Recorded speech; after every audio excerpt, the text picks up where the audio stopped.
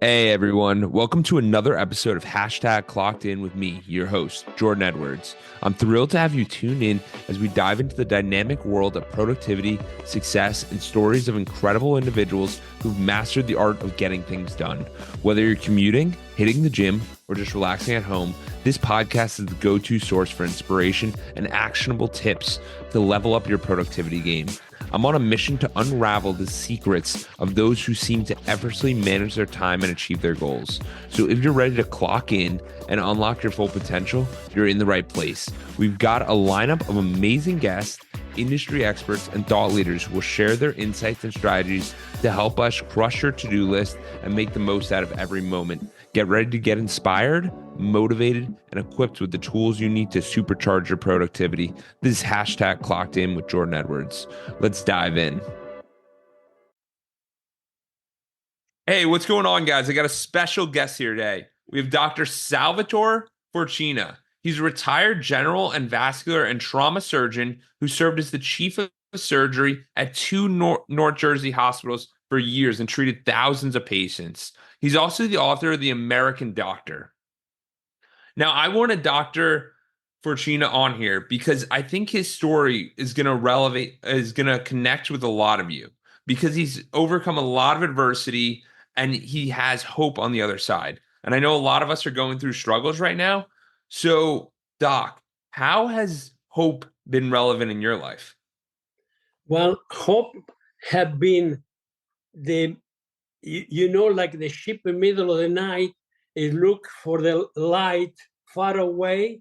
Yes. That hope have been for me what motivated me and assisted me and guided me to succeed after many years of struggling. Absolutely. So tell us a little bit about your story. Where did you grow up, and then when did you come to America, and how was that journey for you? Because I know it was a very, very different time. Yes. I was born in Italy between Rome and Naples during World War II. And the area, the small town Scauri, is the area close to Monte Cassino. Monte Cassino was where the German troops were staying during World War II, and they prevented for the Allied to advance to Rome for 6 months. There were multiple casualty, misery, you name it. People were terrible. The effect of the war was just family destroyed. People, they had nothing. They were And so I was born there in 1941. My parents were just simple workers. And at that time, there was so much poverty that the kids, they were only to school for 1 or 2 years. And they had to, and there were numerous members of the family, they had to work. Even small children would take care of the animals. Oh my God. Well, sure. There was everybody had the function because there was misery. There was no industry. There was nothing. So all the families everyone was helping out for the family, helping out in different way, helping out, and also you see those people, they live day by day. Yes. There was not such a thing like today in our society. A child can have a dream to look forward. Well, I'm going to be an engineer. I'm going to be a professor. I'm going to be whatever. There was no such a thing. You were just nobody. And just live is sad. But that's have been for centuries. And you live day by day. But I think that perspective is so powerful because a lot of us take for granted the opportunity we have today.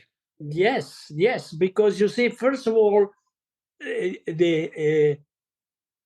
maybe more than 70% of the people or more, those people didn't know how to write, how to read. Wow. So the communication, they were very poor. There was there was a newspaper, but half of them, the majority of people didn't know how to read. So Yes. if they were lucky, there was just the beginning of the radio when my parents were. No, there was no telephone, of course. So there was just it was different world, different world.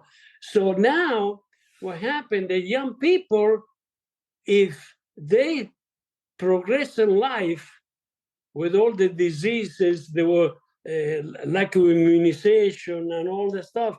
If they succeed to become an adult, there was a major accomplishment in life. Yeah.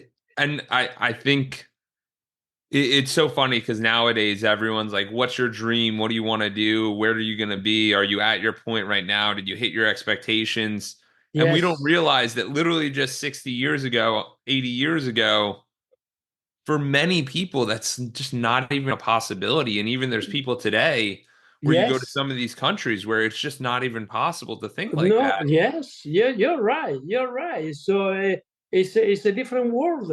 It's sad. It's sad, but it's a different world because you know what happened. In life, you have to have a hope. Yes. But in order to accomplish your dream, you have to work hard. Yes. You have to really. It's not going to be easy. It's going to be an up and down situation. It's like a climbing the mountain. But you're climbing the mountain, but you don't have the right shoes, you don't have the right equipment. And so you're going to struggle. But the guy that reached the top of the mountain and can put a flag, only a few are going to be able to do that. And if you persist, it's not going to be today or tomorrow, whatever, but you're going to, if you persist and you have faith, you're going to accomplish whatever you're dreaming. Yes, and I think that's so important because there's so many of us, like you were saying earlier, that live in that day-to-day mentality. But we Yes, have to be able to think long term and have a vision of what we want and start to work towards that. So, yes. how did you apply that in your life, this long-term Well, thinking? Yeah. I was first of all, I was uh, I was lucky in different way. I was lucky to have a father and a mother Yes. because my father was in war. His brother was killed during the war. Oh my My God. grandfather was a prisoner, German prisoner. So, in other words, my father, thank God, I have a father. And Yes. my father was a simple man, but he was a lot of those people. They have a lot of common sense because Yes. nature, for some reason, compensate the lack of instruction. Yes. They make them wise in the sense that they knew, they look at the sky and they can predict almost what kind of weather was going to be the following day, in Oh some wow. way. Observation or whatever. Okay. Uh, so anyhow, so what happened was that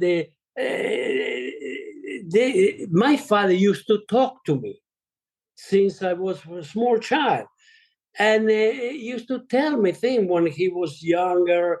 They didn't have the few things that they have during the war, the struggle. How many times,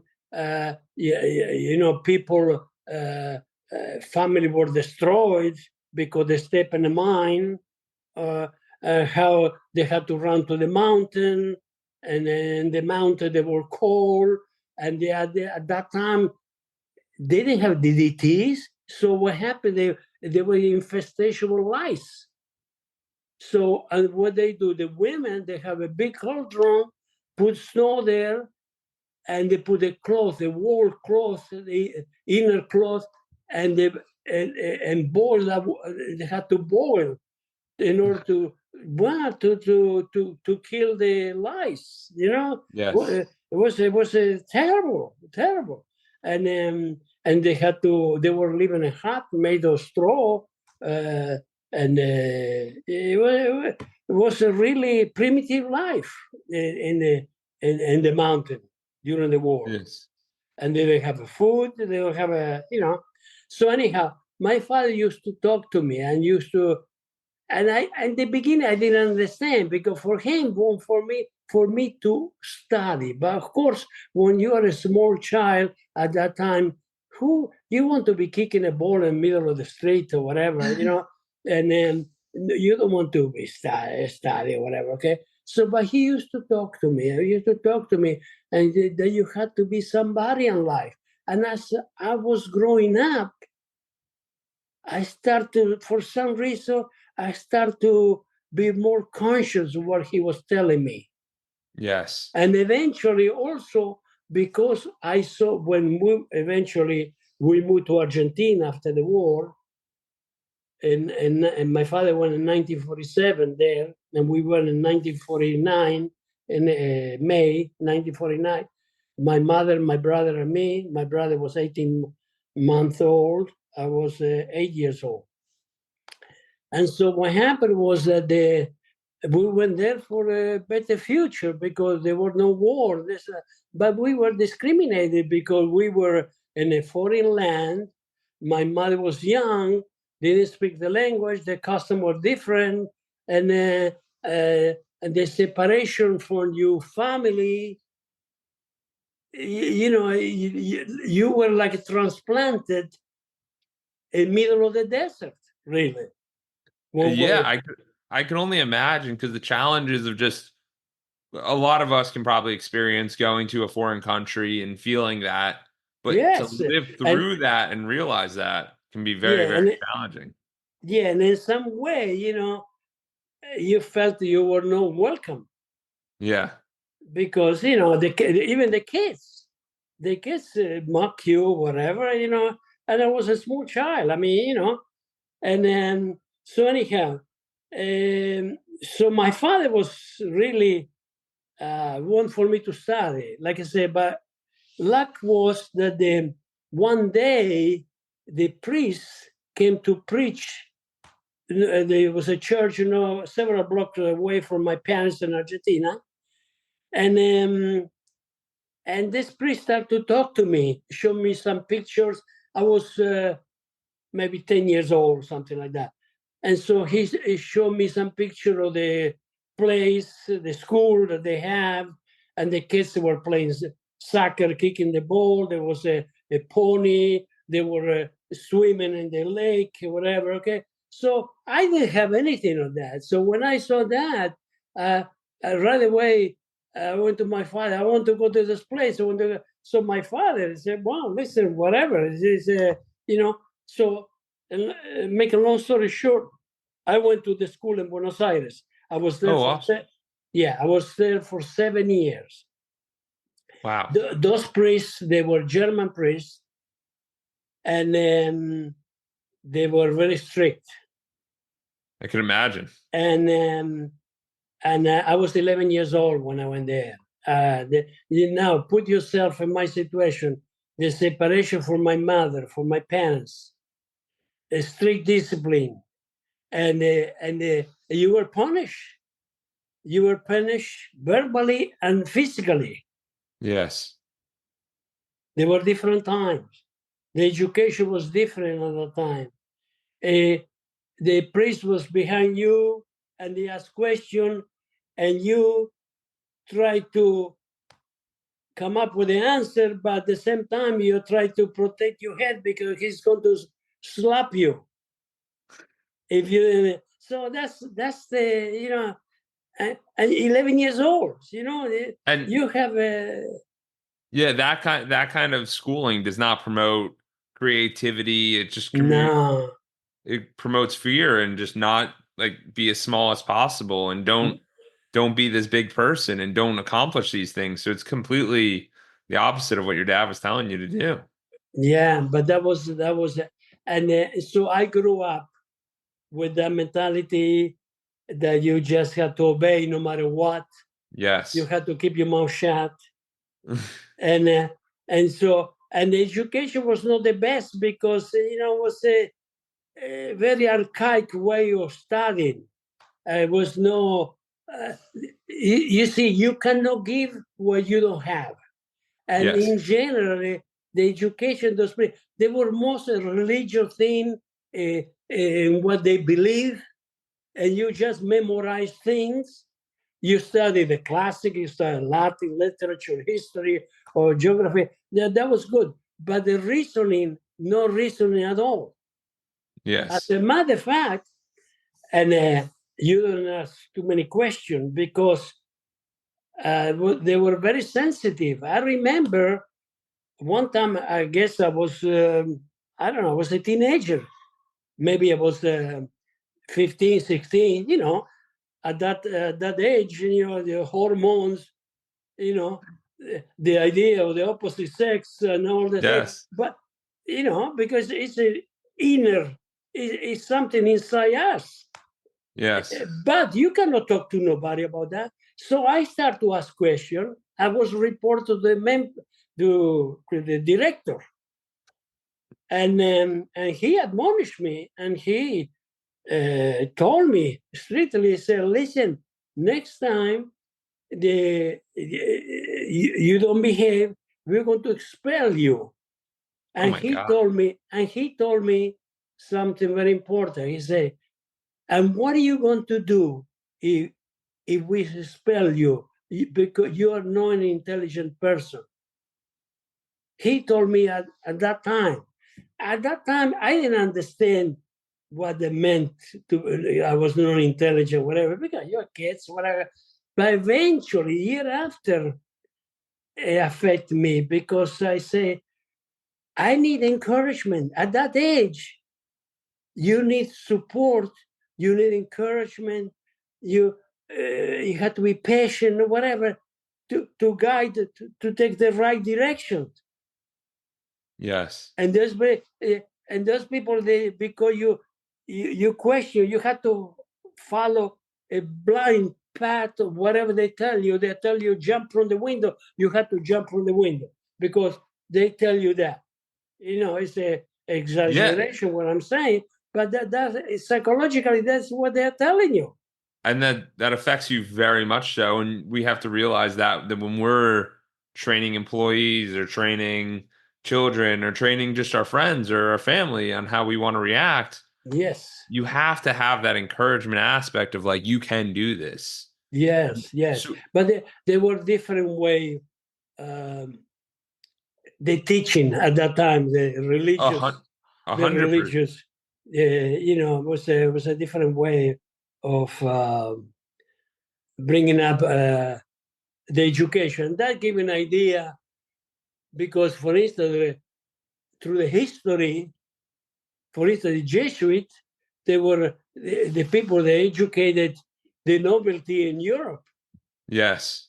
All right, and that's why eventually some of the states, they were so one direction, so fanatic, so about they were not open for changes. Yeah. And it's fascinating to me because nowadays people are growing up, they have the internet, so they can see so many different options and they see all of these different things real time. So now there's too many options where there wasn't any option. So No, yeah, you're for, right. for you, how did you keep developing your hope? Because you're very accomplished and going through that can be very challenging. Well, what happened was that I'm going to just explain to you. There was a library there in the school, and the books that we have there, the book already, some of them, the pages were removed, and some of the with the erase marker were blank because in the opinion of the priests, whatever, there was something that they remotely show something, feeling or love or whatever, okay, that was not good. Yeah. So that's the environment that I grew up. They closed off every option. Yeah. Yes, yeah, Even in because the books. That's wild. yeah, because for some reason, that's to keep you pure or whatever. And eventually, look at today. the history today with Yeah. the thing going on, the thing, the molestation and everything. Oh, I know. Yeah, Yeah, you hear I about mean, it so often, and we've had guests on who talk and you're about. talking about communication and this and that today, and this then have still thing happen. Yes, absolutely. Yeah.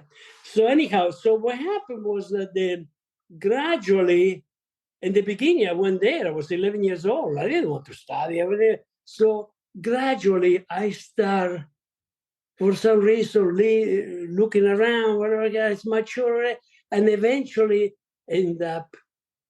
I said yes. I start to understand that you have to apply yourself to be somebody because I want to be somebody. I want to be like the other kids that when I left this place after 7 years, all the other kids, I went to public school for 2 years, and all my friends, colleague, whatever, okay, they were all well off. They were no son of the immigrant. I was the son of the immigrant, the poor immigrant. But they were all successful. They had successful parents. They have a big name. They were doctor, lawyer, estanciero people. They own a lot of property. They own cows. They were successful people. But you know what? Something that my parents never told me to hate or be envious. Yes. I was never envious of my colleagues. They used to come to my house. Those people used to eat in my parents' house, okay? Because my mother prepared Italian food. Uh, yeah, but they have the maid make them some simple thing. They were nothing special because the parents didn't cook. You know, Well, they were out. They were out. well, I'm different. I think that's so important because you start to realize that no matter what you have or what you don't have, like you always have some sort of value. And I think everyone listening can realize that no matter what's going on with their current situation, there is some value with inside of them.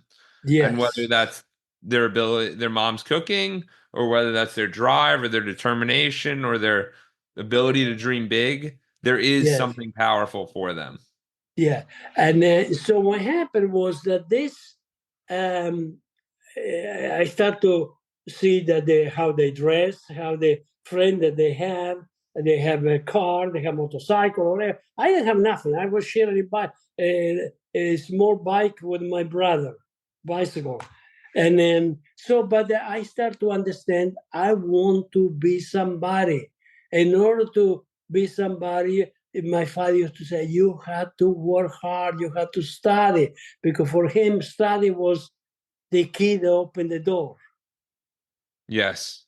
Yes. And And that's what it is for a lot of people, the studying. yeah, and so, and eventually, like I say, I was with the priest for 7 years. That school was not recognized by the state. When I went to the public school, I had to take different exam. I had to repeat 1 year. And so it was the typical life, my life. Nothing was straight Yes. because you see what happened also was that I never have a guidance. I never had somebody that told me, do this, don't do that. The Yeah, mentorship. I didn't have nothing. Like I say, today you can read the internet, you have a question of friends or whatever. At that time, I was alone. I was my surrounding were just other immigrant that they just try to succeed making ends meet, and they didn't have the looking forward to the future. No, they were just try to. They just left a country where they were starving. They had lost their family, and so they try to do the best to feed their children. Yes. And And I can that only was imagine, yeah, I can only imagine how challenging that is when you're going through two yes, polarizing sides. You go to school these people are successful, they have families, own a lot of stuff, and then your home is like, hey, we're just trying to survive. Like we're Yes, just yeah, trying to get by. yeah. So anyhow, so eventually, what happened that my friends, when we finished bachillerato, like a college, when I was superior Yeah. school, my friend, they were going to go to university. And so one day my father say, okay, now that you finish, what are you going to do? Well, I would like to, I knew my parents' limitation Yeah. economically. And then what are you going to do? I said, well, I would like to go to medical school. I didn't have a clue what medical school was. I just, he put in my head that a doctor, because a doctor, a professional was a big thing for Yes. them. Okay? So I saw my father, my mother said, we're going to try to help you the best we can. Yeah. And so now I went to the school. And so what happened, first of all, I didn't have books. I didn't have books. I didn't have books because my books were very expensive, and my parents couldn't afford that. So what happened was we were renting an old house with several rooms. There were maybe a dozen other friends, 12, Yeah. 15, whatever. And so, and there were three people in each room. Yeah. And so what happened, that's where we started. So now La Plata, University of La Plata in Argentina is very close to Buenos Aires. So what Yes. happened was a weekend, Friday afternoon, my friends that were well off, they used to go and spend the weekend in Buenos Aires because that Oh was wow. the center activity. They had the money, they had the connection, whatever. Yeah. So I was alone. I was alone. So that was the time when I used their books. Oh wow. Oh wow. I used their books to study You got to get more because resource. during Yeah. the week I used to go to the library and borrow some books there. But those books, they were like a papyrus. They were like a stain. The pages Yeah. were torn because uh, and so I tried to take note of whatever. So it was not an easy way for me to. I had to study, but you never knew what's going to happen tomorrow. Yeah, so you had to be super resourceful. And I think that's something important for everyone to realize here is that no matter what your situation is, there's some way to figure it out. And Yeah, there's some way to make it better. And the more resourceful we get, the more we can achieve and more we can accomplish. So you were able to get through medical school by not even purchasing books. yeah, almost, yeah. And so I was the medical school was there 7 years. Wow. When I finished that, I decided to go back to Italy to specialize. Yes. Like I say, here again, nobody told me anything. I didn't know anything, just because of sentimental value. Yes. Okay, so anyhow, I went there. To make a long story short, I had to take 4 exams in order to, because my Qualify. title was not recognized, 4 exam, but I had to wait until September. I went there in March. So meantime, the town where my parents live, Scauri, is called Scauri. It's a summer resort. It's a beautiful beach, a beach there. And then while I was waiting for September to come, I made some friends, distant relatives from the United States. They were come and spend the summer in Italy, and Yes. we were talking. And they hear about my situation. They say, "Sir," one of them says, "Sir, what are you doing here? There's no future for you here. Over there, or socialized medicine. Imagine." So what Yes. happened? I said, "You have to come to United States." So anyhow, lucky I was lucky that I have family here, my cousin, uncle, aunt, and I wrote to them, and they welcomed me here, came here. Now I was 28 years old when I came to this country. I didn't speak English, and my degree was not recognized. Again, not recognized. And Not recognized. So it's now what happened is, first of all, And there was this exam called multiple choices. I didn't know. I didn't have a clue what was multiple choice exam. I never saw that in my life. So I'm at 28 years old, talking about going into depression. And so what happened was that I had to learn English. I had to borrow money from my family because I didn't have any money to go to New York University to study English. And eventually I had to take refreshing courses because you had to pass an exam called ESFMG that is given for the foreign graduate and the American graduate outside the United States. When you pass that exam, you cannot practice. That exam allow you to apply to the hospital for starting your training. Wow. And I decided to go into surgery. And so that was 5-year training. Wow. And you were on call every other night.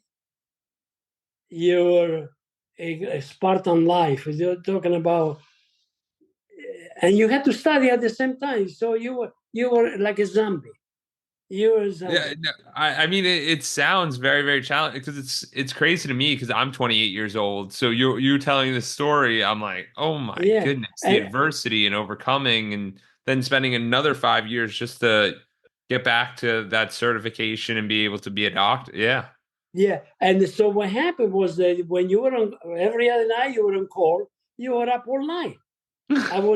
You were up all night. Because there were gunshot wounds, stabbing people in the operating room. You were up all night. And so during the day you had to work, and then when you go home, you were so exhausted, and you had to eventually prepare yourself to take the exam. Because you got special exam because after the train you had to take special exam, board certification, federal license.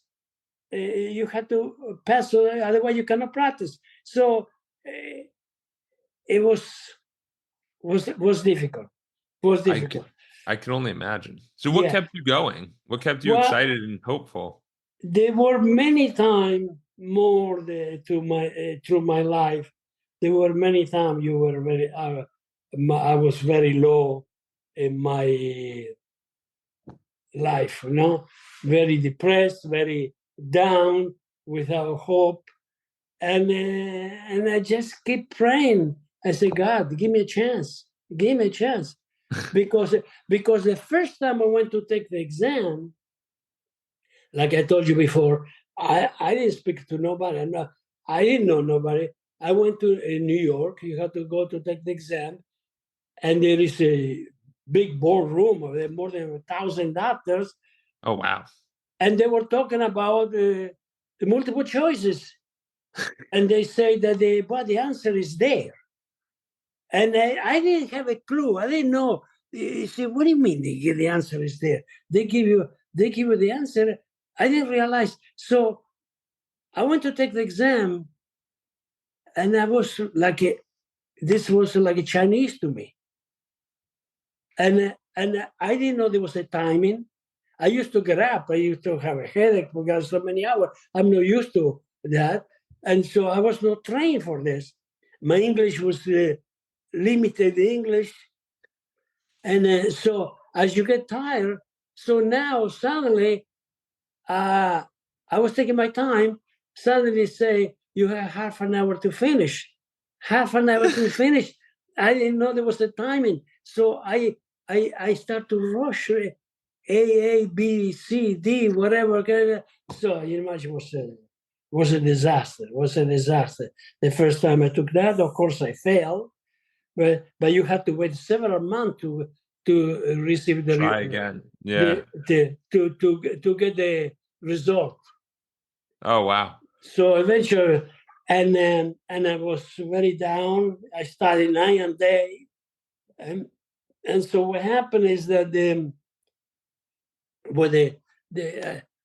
thinking about if I cannot pass, I have to go back. Where do I go back to Argentina? Go to Italy? I'm nobody again. You're like a small boat lost in the middle of the ocean. That was my life. So anyhow, so finally, eventually, the other next time I passed the exam, and they allowed me to apply to the hospital. I had to wait until July, and so anyhow, I spent a 5-year training. I have a good training, and eventually, you start a private practice, but nobody knows you. So here we are. You have an accent. I have an accent. Nobody know me. I applied to different hospital. So in the beginning, so you cover the emergency room. Most of the if you do surgery, most of the people you do for the emergency room, they don't have insurance. You do pro bono. So you're not even making money. Meantime, you had to pay for my practice, the expenses. You had your family to feed, the rent, whatever. So here we are. I mean, put yourself in my situation. So anyhow, so one day I was in the hospital, say, waiting for a miracle to happen, whatever. Okay, walking around. So eventually, there was an emergency in the operating room, and the chief of surgery needs somebody to help out. So I went there, and I helped the chief of surgery, and I guess he was impressed. And from that day on, his office started to call my office to help him out, to assist him. And also, when he was going on vacation, I used to cover for him, see his patient, and this and that. And gradually, I start to, one step at a time, I start to move up. Took time. Yeah. And I think that's so inspiring because you start to realize that nothing's given. Everything's earned. And as you continue on, you saw these different opportunities and you stepped up, even though you're tired, you're exhausted, feeling like life's not fair. And then you finally get recognition from someone who's actually doing it. And they're like, wait, you're actually pretty good. And you're like, thank you. I appreciate that. Thank you. So just to give it an example, okay? So one day I was, my office got a call that the chief of surgery was away, whatever. And then there was a sick patient in the hospital. They want for me to see this patient. And I remember I went to see this patient and introduced myself. And of course,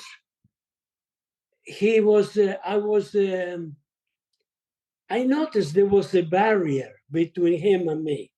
Yeah. There was a distance. You know what I'm saying? No connection. Yeah. No connection. So anyhow, happened that this gentleman was very sick. He had fever. He had infected gallbladder. Oh, wow. Yeah.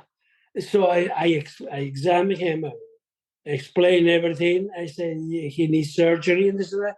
And so he said, that let me talk to my family. There was a very cold communication. So anyhow, the following morning, I had to be in the operating room. I went to see him before I went to the operating room, and the wife was there, the children were there, everybody. So I walk in, and he said, Dr. Forcina, they say, this is my wife, this is my daughter, this and this. I said, when are we going to do the surgery? Completely different picture from the day before. What happened? So what happened? I said, I went to the head nurse. I said, said Dr. Forcina, since you left yesterday, this gentleman was asking everybody that walk into the room or walk in the corridor if they knew me. And of course, I have very good report with the nurses, and they Of knew course. kind of work. So that's why the following day, of course, he had the surgery, he did fine or whatever. But you see the barrier, there were barrier at different level. No matter what you were doing, you were Yeah. facing adversity. Yes. Different time, different thing. And that had been my life. But you know what happened? I never give up. I never give up because also, you know what happened during my career? I didn't have what the other friend have, but I was thinking all the time the type of life my parents have, because they couldn't give me if the other friend they have $100, I have 50 cents. So I had to adjust my life to the 50 cents. Yes. And that was but because I knew my parents couldn't do more than that.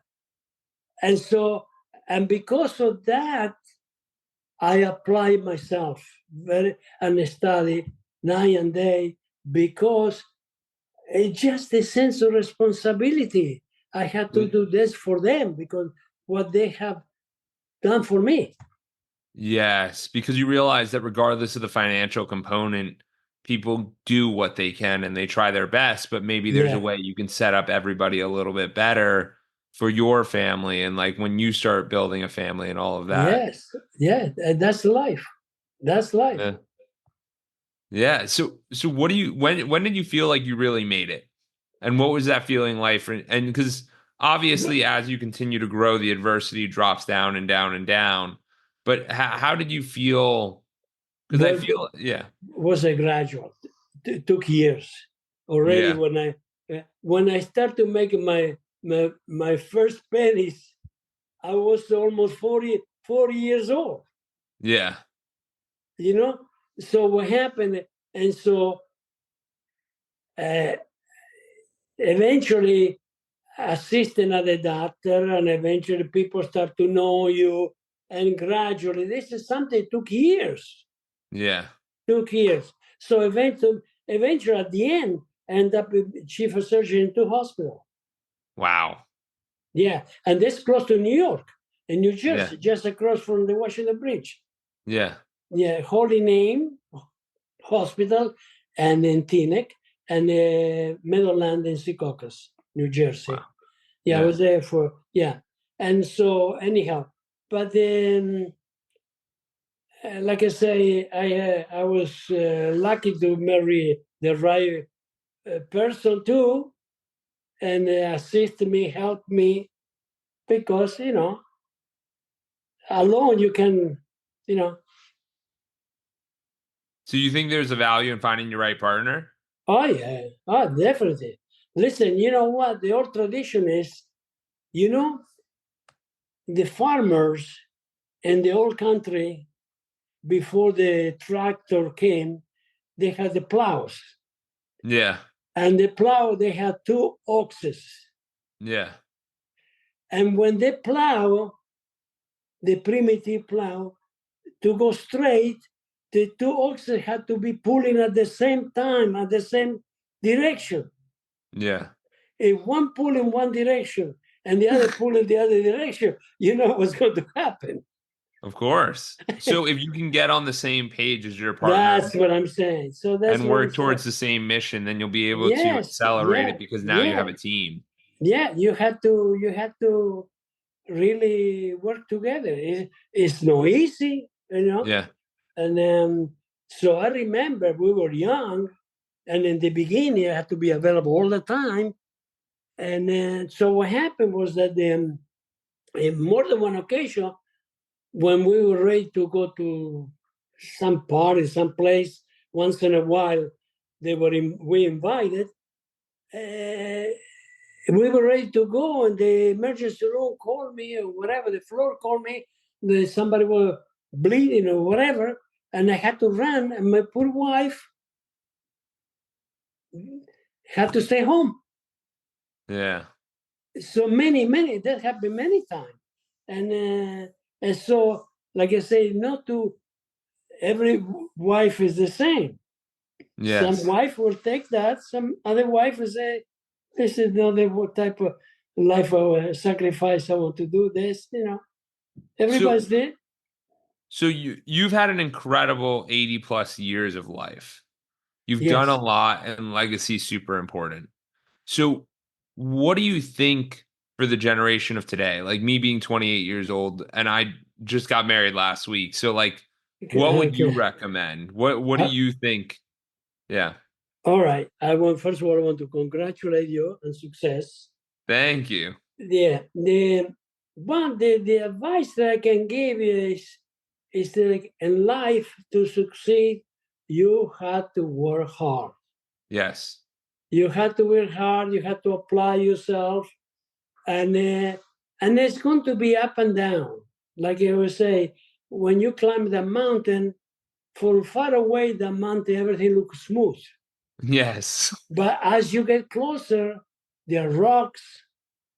There's snowstorms. It's uneven. You know, the cliff that you can fall down. Yeah. So anyhow, so that's why it's very important to have the right partner first of all, Yes. because and the worst thing is when you are alone Yeah. and you are down. Is the best thing is to have somebody there that hold your hand Yeah. and give you comfort, And and that support. you feel the warmth, and you say, you're going to, don't worry, it's not going to be easy, but you're going to make it. You're going to be able to go across this ocean. I know the ocean is very big, but but you're going to be able to go, come across. Yeah. And you need that, because you're alone, yes, but there are moments when you feel like you're in the middle of the desert, and you look all around and you don't see a reference point in Yes. which direction to go, because Yes. even the sun that day is cloudy. You cannot see the Yeah. sun.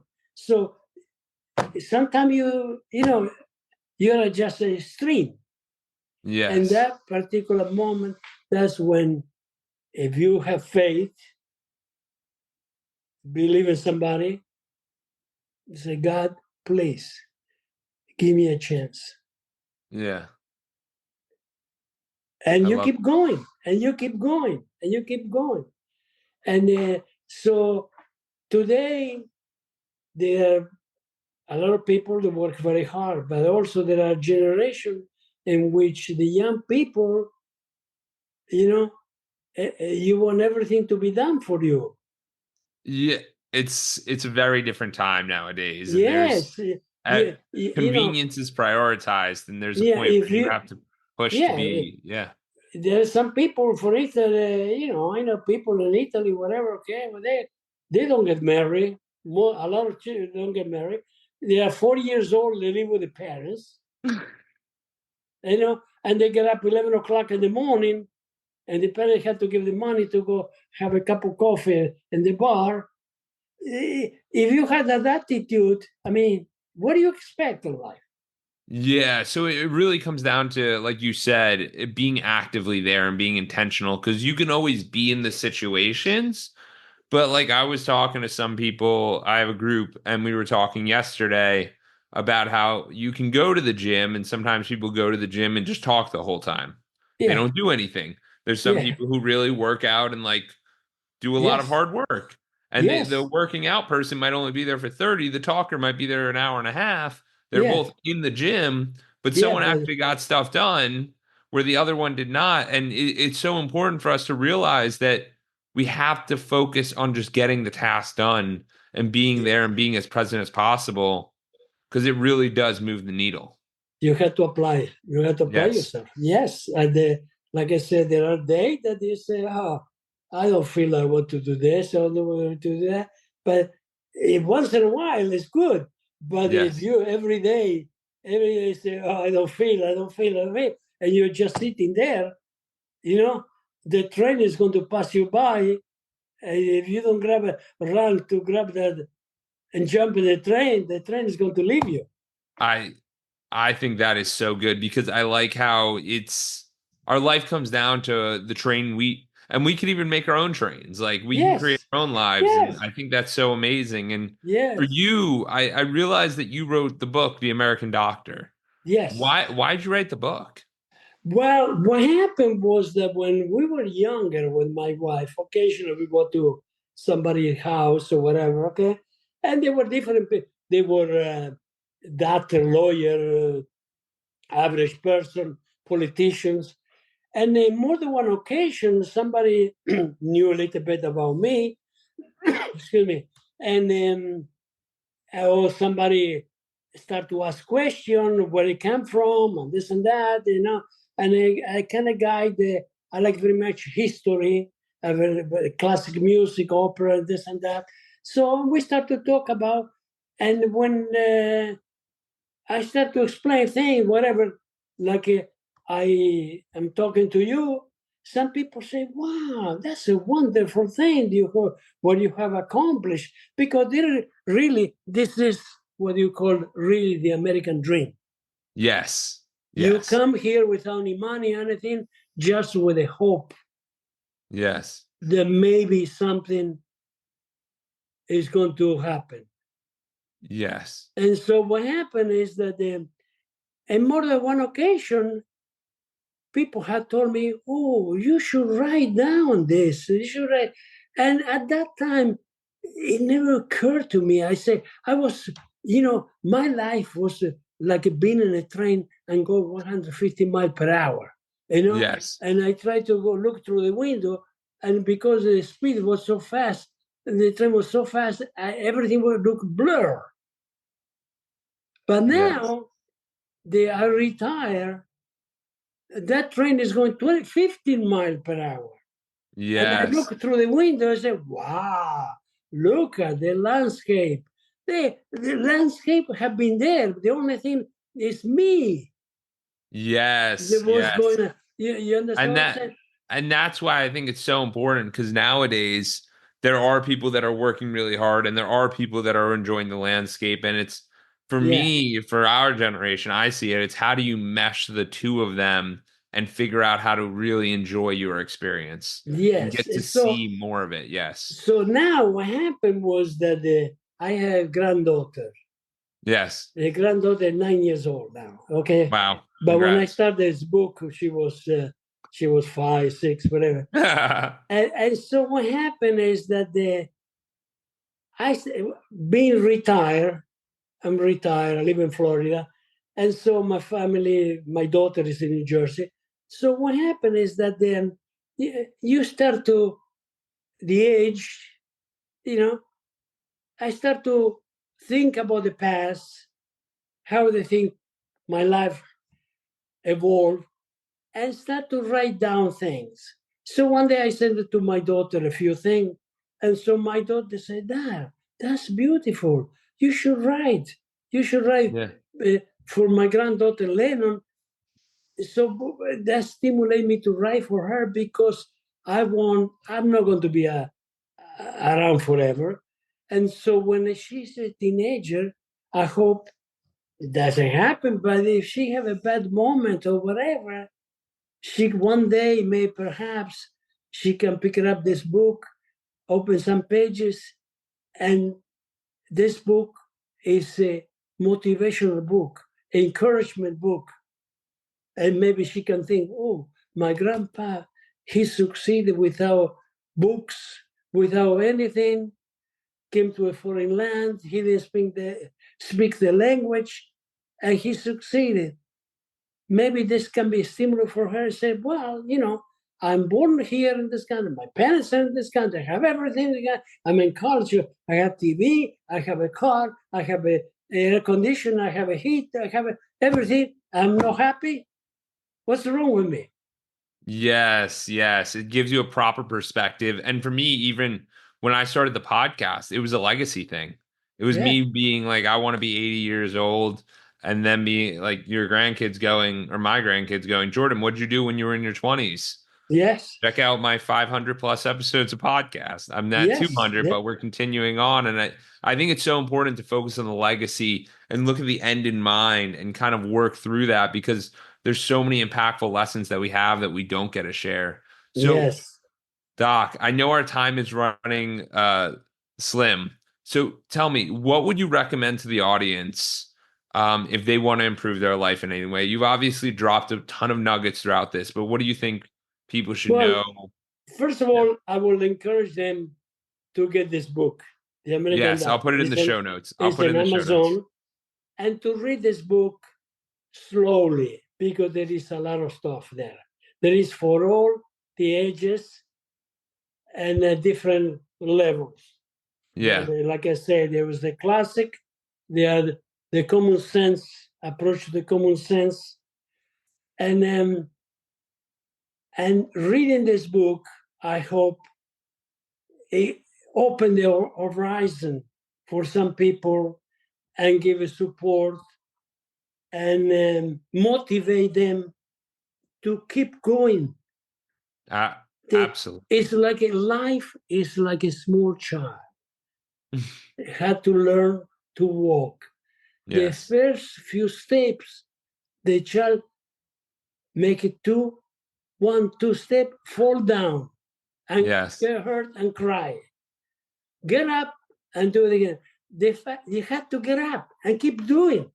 Yes. If you fall down and you stay down, that's not good.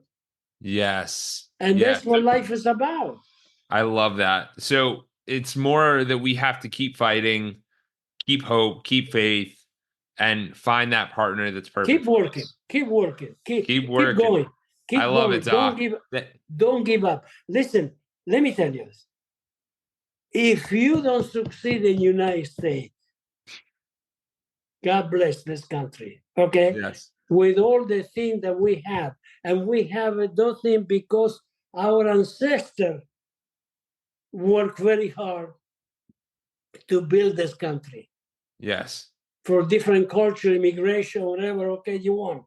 But they apply themselves and they make this country different than the rest of the world. Yes. And so that's why everybody want to come to this country. Yes. There had to be a reason. They don't want to go to other country where there is dictatorship, censorship, and no, they want to come to United States.